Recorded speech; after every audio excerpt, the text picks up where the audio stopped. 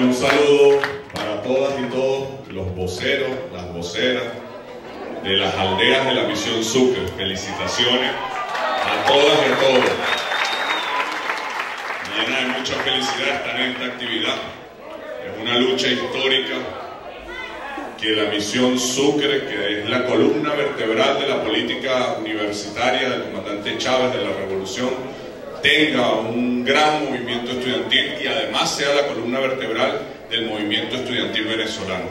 Nosotros que tuvimos la oportunidad de estudiar en el liceo antes de que llegara Chávez y de acompañar las luchas de la población flotante, de los bachilleres sin cupo, tuvimos la oportunidad de acompañar la lucha en contra de la privatización de la educación venezolana. Cuando llegó el comandante Chávez prácticamente habían desaparecido lo poco que quedaba de la universidad pública. Y lo poquito que quedaba ya estaban a punto. Estaban presentando ante el Congreso de la Nación el PLES, el Proyecto de Ley de Educación Superior, que planteaba privatizar las pocas universidades que quedaban. Las universidades, sobre todo conocidas hoy como las autónomas o las históricas, que eran las que quedaban y cada vez con menos presupuesto, funcionando un semestre sí, un semestre no. Y lo normal, lo cotidiano para la juventud venezolana era que no podía tener un cupo universitario. Lo normal era que tú te ibas de tu municipio y te ibas de tu estado a estudiar en las ciudades universitarias, donde quedaba la UDO, donde quedaba la ULA, en la Universidad Central, la Universidad de Carabobo, y ahí ibas a presentar cualquier carrera, a ver si quedabas en alguna. No, que tú quieras estudiar, no, eso no importa. Presenta todas las que puedas, cuantas pruebas puedas pagar, preséntala, y si quedas en una, bueno, eso es una fiesta familiar porque un muchacho de la familia logró quedar en una universidad. Esa era la cotidianidad, esa era la realidad nuestra hace apenas 16 años. Esa es la realidad, que a veces se nos olvida porque hoy es muy distinto. Porque hoy no solamente puedes estudiar una carrera universitaria, la que tú quieras, sino que además puedes estudiar en el municipio que tú quieras. En el 99% de los municipios del país puedes llegar a estudiar una carrera universitaria. Y ese contraste, compañeros, ese contraste que hoy pareciera tan natural, tan normal para la juventud venezolana, no existe claramente ese contraste.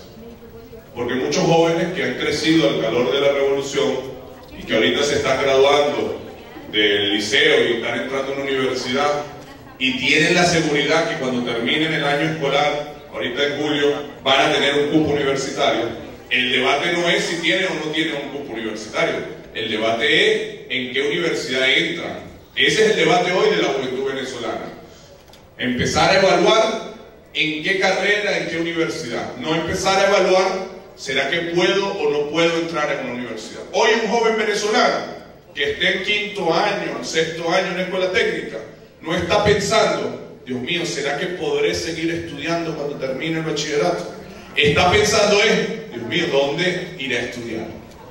Y qué bonito que hoy eso sea así. Qué bonito hoy que los 400.000 jóvenes que están en el último año del liceo no tengan la preocupación de que el año que viene, si ellos quieren seguir estudiando en una universidad, no lo podrán hacer. Eso era natural para mi promoción, para mi generación. En el año 98, 99, yo me gradué en el 2000 de bachiller.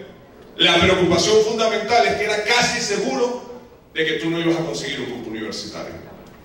Era casi seguro, era casi imposible estudiar en una universidad. Si alguna familia con 5, 6, 7 muchachos, uno llegaba a entrar a la universidad, eso era una felicidad absoluta.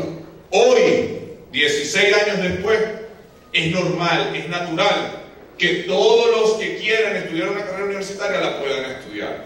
No, que yo no me puedo ir muy lejos de mi casa porque tengo a mi mamá enferma y porque tengo que trabajar. No importa, estudias en tu municipio. Ahí va a haber una aldea universitaria.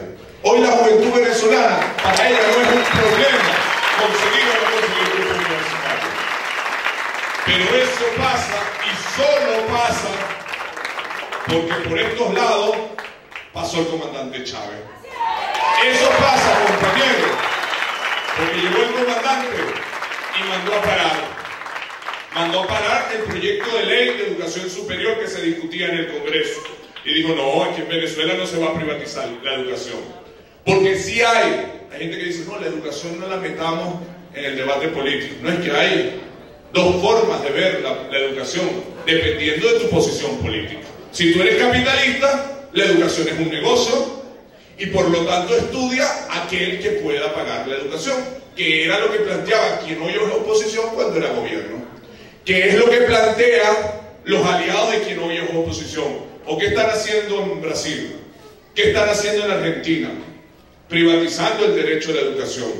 ¿Qué hacen en Europa? ¿Y qué hicieron ellos cuando fueron gobierno durante 40 años? ¿O qué hacen hoy en los estados donde son gobierno? La derecha, los capitalistas, creen que todo es un negocio, hasta la educación. Y tendrá educación quien pueda pagar. Y quien pague más tendrá mejor educación. Y quien pague menos tendrá una educación de menor calidad. Esa es la lógica de ellos. Por lo tanto, decir que hoy todos los jóvenes podemos estudiar una carrera universitaria, entonces alguien puede decir, no, pero es que ese es mi derecho. Claro, es tu derecho, pero puedes ejercer ese derecho porque en Miraflores está un hombre como Nicolás Maduro que cree en eso y trabaja para eso. Puedes ejercer ese derecho porque pasó Hugo Chávez y mandó a parar el proyecto de privatización de las universidades. Puedes ejercer ese derecho. Así las universidades autónomas critiquen todo lo que quieran criticar. Ellas siempre dicen, no, es que no tengo suficiente presupuesto. Y nosotros no nos vamos a poner a decir, es que tienen suficiente. Porque un chavista siempre va a querer que la educación tenga más presupuesto. Y siempre vamos a hacer todo el esfuerzo humano porque sea una prioridad en el presupuesto revolucionario. La educación, la salud, la vivienda. Y lo demuestra el exponencial crecimiento que ha tenido el presupuesto educativo en los últimos 17 años. Incluso el presupuesto de las autónomas. Tenían un presupuesto decreciente en la década de los 90. Los profesores universitarios trabajaban un semestre sí y el otro semestre estaban de paro manifestando para que le pagaran el semestre que habían trabajado. Esa es la verdad. Ellos hoy no se paran porque se les deje de pagar una quincena, se paran por razones políticas, pero no porque no se les pagó 15 y último. Y ellos van a decir, bueno, pero necesitamos más. Nosotros estamos de acuerdo y siempre vamos a trabajar porque haya más espacios educativos, más transporte, más laboratorio, más posibilidades de formación de posgrado, tanto interna como externamente. Siempre vamos a trabajar por eso. Pero Chávez, la llegada de Chávez, le devolvió la vida a las universidades tradicionales. Porque ustedes me dicen por ahí, bueno, por la misión super, ya vamos a llegar allá. Pero lo primero que hizo Chávez fue, esta ley de privatización no va. No, es que la educación es insostenible. Vamos a privatizar la educación universitaria para poderle meter a la educación media y a la educación básica, decía la derecha. Y Chávez dijo, no, vamos a parar la corrupción que ustedes tienen y ese dinero se lo vamos a meter a las escuelas, a los liceos, a las universidades. Y demostró que era posible. Vamos a ejercer soberanía sobre los recursos naturales y ese dinero que se convierta en aldeas, en Canaima, en programa de alimentación escolar. Lo primero que hizo fue salvar a esas universidades tradicionales. Luego empezó a ampliar universidades que ya existían, pero con una expresión muy pequeña, como la UNEFA, que era un instituto universitario, y lo convirtió en una universidad nacional abierta al pueblo, y de tener 5.000, 6.000 estudiantes, llegó a tener hasta 200.000 estudiantes en todo el territorio nacional. Y empezó también a crear nuevas universidades, como la Universidad Bolivariana de Venezuela. ¿Quién del pueblo podía entrar a estas instalaciones hace 16 años? Nadie. Uno lo veía desde afuera. Decía Che, creo que decía en esa época, en los 90, antes de ser PDVSA, ¿verdad? Ese edificio es bonito. No, que eso de todos los venezolanos. No, pero no todos los venezolanos pueden entrar. Hoy aquí a la Universidad Bolivariana pueden entrar todas y todos los venezolanos. Y fue creando nuevas universidades. Hoy Venezuela tiene más de 50 universidades, la mayoría creada por el comandante Chávez y por el presidente Nicolás Maduro. Pero se fue más allá y dijo, no es suficiente con ampliar la matrícula, con universalizar la matrícula que lo hemos logrado.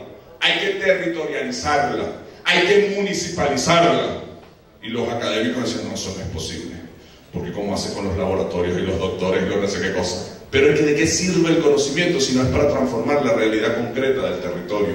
¿De qué sirve el conocimiento si no es para transformar la realidad concreta de la sociedad? Y demostramos en Venezuela. Yo era dirigente estudiantil en la Universidad Central de Venezuela. cuando arrancó el censo de la Misión Sucre. Y con el movimiento estudiantil nos pusimos a la orden y fuimos a registrar en Caricuao. Yo no era de Caracas, yo no soy de Caracas. Yo empecé a vivir en Caracas cuando entré a la universidad y no conocía Caricuao.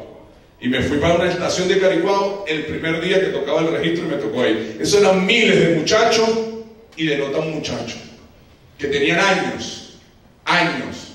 Yo voy a contar aquí la historia de una persona, de mi mamá, que tuvo muchachos muy jóvenes y no pudo terminar el bachillerato. Y de años después, que nosotros incluso nos graduamos de bachiller, nos mudamos para estudiar en la universidad, ya ella estaba sin sus hijos ahí viviendo. Por Chávez, ella terminó su bachillerato. Por Chávez se inscribió en la Universidad de las Artes. Y por Chávez hoy está terminando su maestría, ya a los 60 años. Es decir, no solamente se le abrió cupo a una juventud que venía y que no tenía cupo, sino que se saldó una deuda histórica de generaciones completas que no pudieron estudiar y que se tuvieron que poner a trabajar para que sus hijos pudieran estudiar. Y yo estoy seguro que como mi madre, miles de compañeras, de compañeros, que sobre todo en la Misión Sucre, pero no solamente, después de años de creer que ya ellos no iban a poder estudiar, llegó una revolución, llegó Chávez y le dijo, tú puedes, y ese es tu derecho, y te puedes graduar, y puedes estudiar, y puedes aprender a leer y escribir. También conozco el caso de una compañera que era camillera en el Hospital Pérez de León de Petare, camillera, analfabeta, aprendió a leer y escribir en la Misión Robinson. Terminó la escuela, Nancy. Terminó el bachillerato en la Misión Riva. Se metió en MIC y hoy es médica de la nación, de la república. Después de ser una camillera que no sabía leer y escribir. Esos son los milagros de la revolución, compañeros. Y la Misión Sucre que hoy ustedes representan, aquí hay, me dicen, cerca de 800 voceros. No pudieron llegar todas y todos, pero son casi 1.200 aldeas universitarias. Y en casi todas las aldeas se hizo un proceso democrático, donde todos los estudiantes eligieron sus voceras y sus voceros. Esa es la democracia protagónica, es la democracia participativa que se ha venido desarrollando en Venezuela. Y aquí tenemos una vocería de todo el territorio nacional. Yo los felicito, las felicito por ese esfuerzo que están haciendo de democracia protagónica y participativa. Eso es un milagro. La Misión Sucre es un milagro que demuestra que sí se puede construir un modelo político, social, de derecho, de justicia, que ponga el Estado y los recursos públicos al servicio de la gente, para que la gente efectivamente pueda ejercer sus derechos. No basta con que esté en la Constitución, es importante que esté en la Constitución, pero si luego eso no se convierte en una política pública, no se convierte en unos recursos, no se convierte en una burocracia en buen sentido de la palabra, en un conjunto de compañeros y compañeras que trabajan para prestar un servicio para que los ciudadanos podamos ejercer un derecho, de nada sirve. Y eso es lo que nos diferencia a nosotros de quienes hoy nos hacen oposición. Que para ellos el derecho es sálvese quien pueda. Estudien, échele pichón ustedes. Y entonces ellos dicen que cuando invertimos así, en aldeas universitarias, en barrio adentro, en recursos para los deportistas, lo que estamos es deformando a la sociedad, porque le quitamos al individuo su potencialidad de desarrollar sus propias capacidades. Qué cosa tan mentira. Si esa tesis fuese cierta, entonces uno en su casa, cuando tiene 3, 4 hijos, tiene que decirle, no te voy a dar comida, vas a dormir fuera de la casa, no te voy a poner a estudiar porque tú tienes que echarle pichón tú mismo para que saques todo tu potencial. Y es al revés, ¿verdad? Si uno quiere desarrollar todo el potencial de sus hijos, uno garantiza que coman bien, que vayan para la escuela, que duerman bien, protege para que ese potencial se desarrolle. Bajo la lógica de la derecha, lo correcto es que los hijos no coman, lo correcto es que los hijos duerman fuera de la casa, lo correcto es que no estudien, porque así va a desarrollarse en ellos una capacidad extraordinaria para solucionar los problemas. Es una irracionalidad lo que plantea el capitalismo. Por eso no lo dicen, por eso mienten, por eso engañan, por eso se esconden y no dicen sus verdaderas intenciones.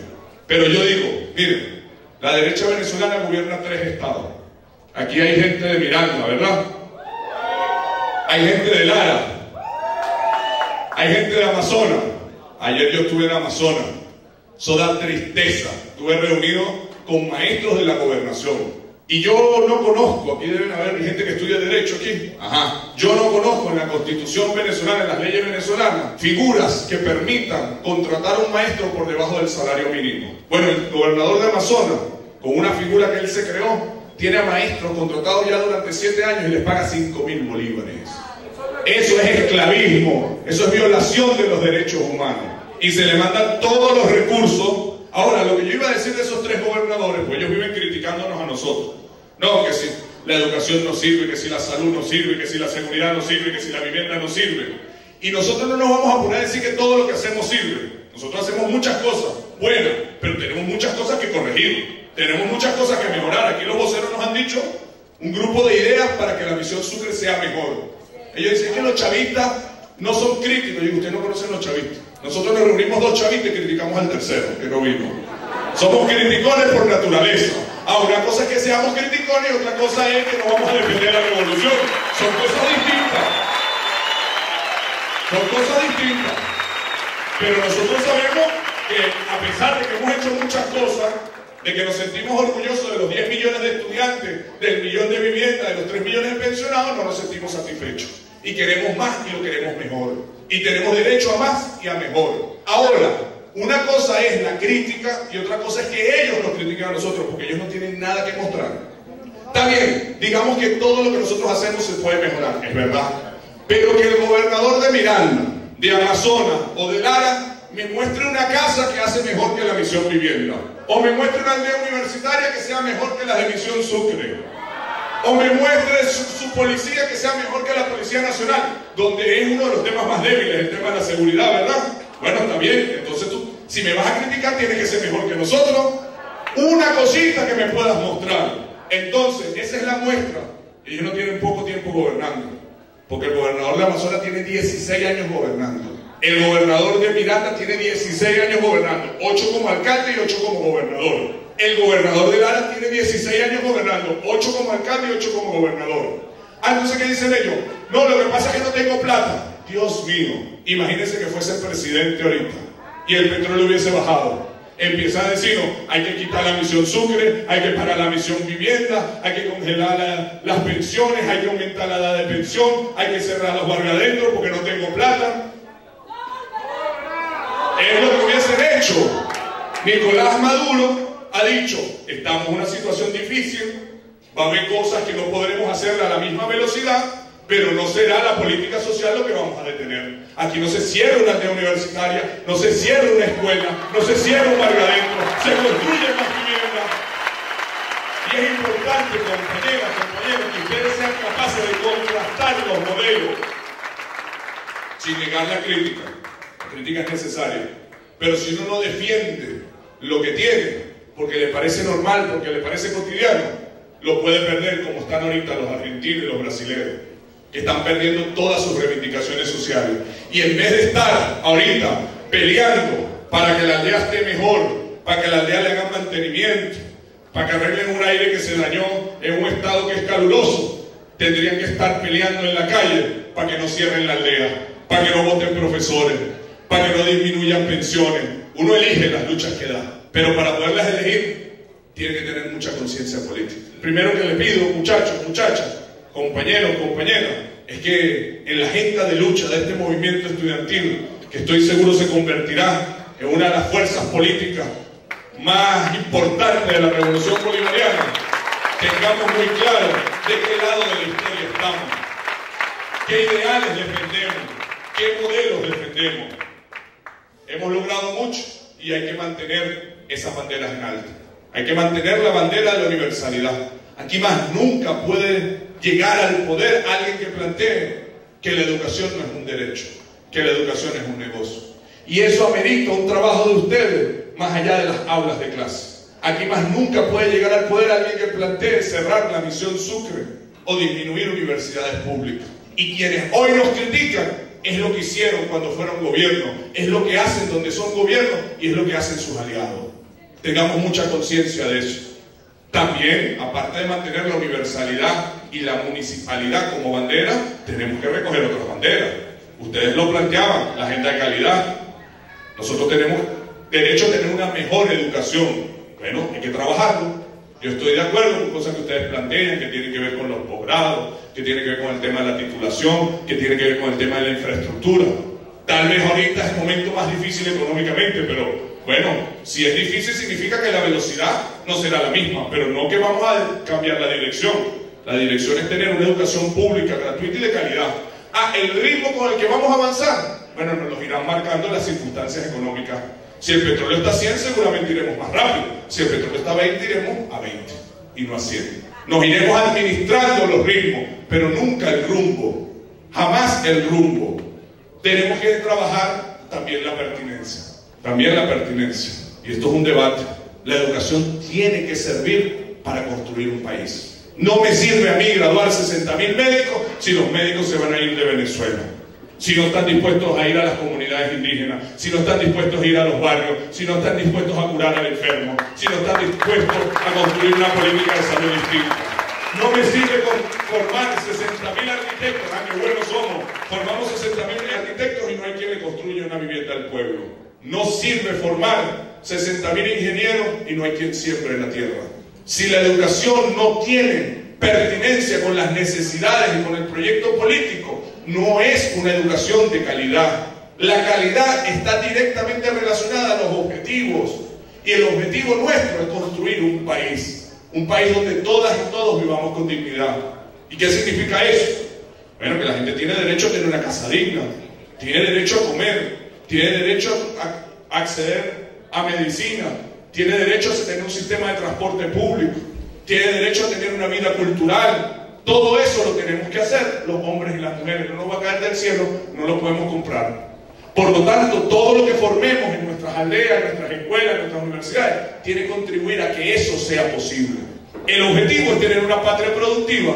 Ahí el presidente, yo creo que ha dibujado perfectamente en la agenda económica bolivariana todos nuestros potenciales: gasíferos, marítimos, pesqueros, mineros, turísticos, industriales.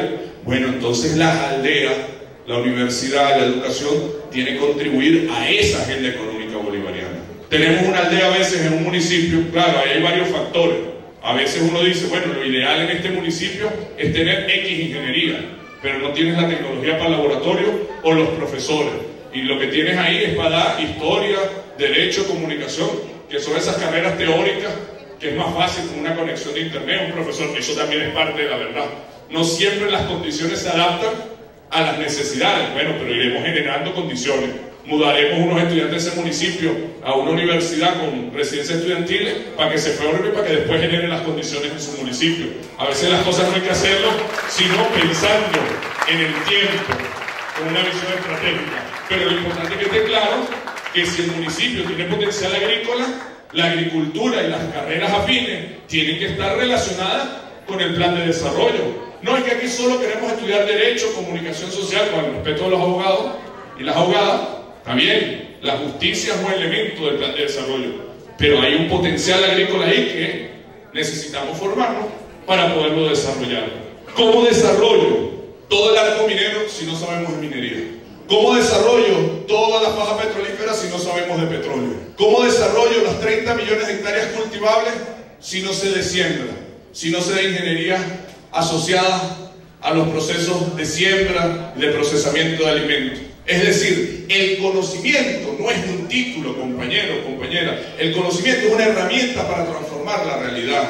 Y es importante que este movimiento de voceros y voceras asimile eso. Y el objetivo, está bien, que los símbolos son importantes, que después termina su carrera, se haya su acto, se le entregue su título, lo guinde en la casa, se tome la foto. Pero si eso no está acompañado de lo más importante, que es que adquiriste unas capacidades, un conocimiento para transformar tu realidad, no tiene ningún sentido.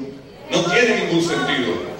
Y estamos viviendo una coyuntura, compañeros, compañeras, donde solo pensar en sacar un título es un pecado para el momento histórico que estamos viviendo. Hoy más que nunca, la universidad tiene que ser una herramienta para resolver los problemas que tenemos, porque tenemos un problema económico.